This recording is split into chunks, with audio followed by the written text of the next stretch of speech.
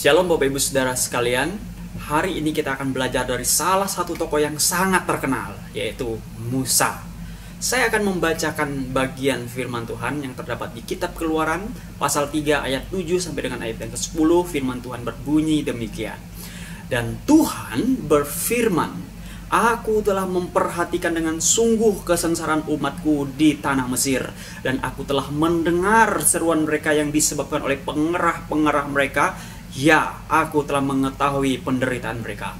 Sebab itu aku telah turun untuk melepaskan mereka dari tangan orang Mesir dan menuntun mereka keluar dari negeri itu ke suatu negeri yang baik dan luas, suatu negeri yang berlimpah-limpah susu dan madunya, ke tempat orang Kanaan, orang Het, orang Amori, orang Feris, orang Hewi, dan orang Yebus. Sekarang seruan orang Israel telah sampai kepadaku, juga telah kulihat betapa kerasnya orang Mesir menindas mereka.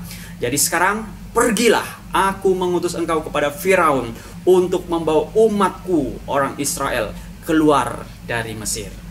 Waktu itu Israel sedang dijajah oleh Mesir. Tidak tanggung-tanggung selama ratusan tahun lamanya dijajah. Biasanya sebuah negara dijajah karena kalah dalam suatu peperangan. Tetapi Israel dijajah, ditawan bukan karena mereka kalah melawan orang Mesir, melainkan karena Firaun yang baru, yang tidak mengenali Yusuf dan jasa-jasanya selama di Mesir. Disinilah muncul seorang yang bernama Musa, seorang Israel asli yang oleh Tuhan diselamatkan dari rencana pembunuhan anak-anak laki-laki Israel oleh Firaun. Secara ajaib, Musa kecil selamat dan menjadi putra istana di Mesir. Selama 40 tahun belajar dan dididik dalam hikmat dan kebudayaan Mesir yang tinggi.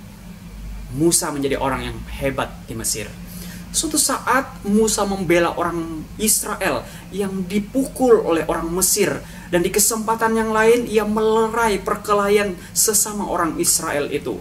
Tetapi orang Israel menolaknya dan berkata kepada Musa, "Siapa yang mengangkat kamu menjadi hakim atas kami?" Musa takut dan dia lari ke Midian karena ketahuan bahwa ia telah membunuh orang Mesir. Di Midian inilah Musa dipanggil oleh Tuhan. Saya percaya di Midian Musa sudah nyaman dengan keluarganya, dengan pekerjaannya. Setelah hampir 40 tahun di sana, dia sudah beradaptasi dengan kehidupan di padang. Di Midian, dia pasti sering dicari orang karena dia adalah orang pintar yang pernah dididik di dalam hikmat dan kebudayaan Mesir. Walaupun kondisinya jauh berbeda dengan kehidupan sebelumnya di istana sebagai anak putri Firaun, tapi tetap lebih baik daripada kondisi saudara sebangsanya yang sangat menderita, sengsara, diperbudak di Mesir. Di tengah kesengsaraan Israel, Alkitab mencatat bahwa semua keluh kesah bangsa Israel telah sampai kepada Allah. Dan Allah telah melihat kesengsaraan dan penderitaan umatnya yang dilakukan oleh orang Mesir kepada bangsa ini. Pasal 3 ayat 8 dan 10 mencatat panggilan Allah kepada Musa. "Sebab itu aku telah turun untuk melepaskan mereka dari tangan orang Mesir dan menuntun mereka keluar dari negeri itu ke suatu negeri yang baik dan luas, suatu negeri yang berlimpah-limpah susu dan madunya, ke tempat orang Kanaan, orang Het, orang Amori, orang Feris, orang Hewi, dan orang Yebus. Jadi sekarang pergilah, aku mengutus engkau kepada Firaun untuk membawa umatku orang Israel keluar dari tanah Mesir." Tapi apa respon Musa? Alkitab mencatat beberapa kali Musa mengemukakan alasan dan menolak untuk pergi. Tetapi Tuhan tetap memilih Musa. Bila melihat alasan demi alasan dari Musa, tidak mungkin Musa pergi. Tetapi di tengah panggilan seseorang, ada otoritas dan anugerah Allah yang menggerakkan Musa yang tidak mungkin ditolak oleh manusia.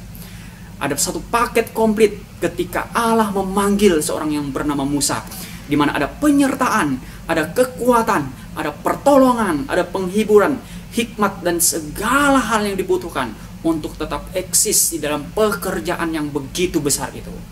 Saudara-saudara, Di tengah-tengah liku-liku kehidupan Musa, ada panggilan Tuhan yang tidak mungkin bisa ditolak oleh Musa.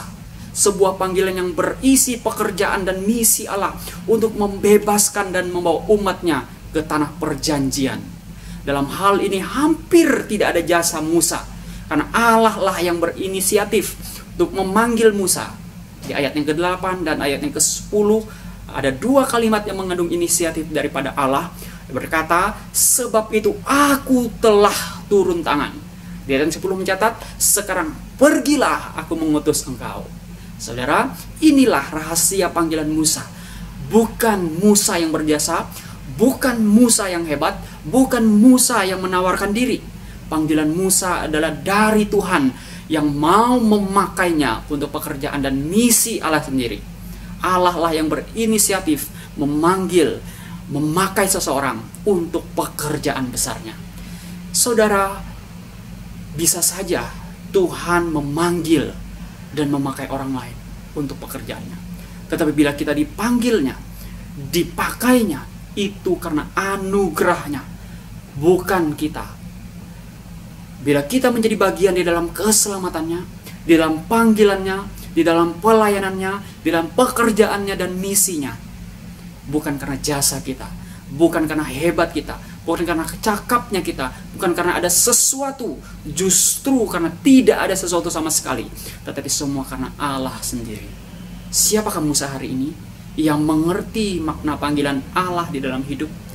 Engkaukah dia? Tuhan memberkati. Ku bersyukur kepadamu,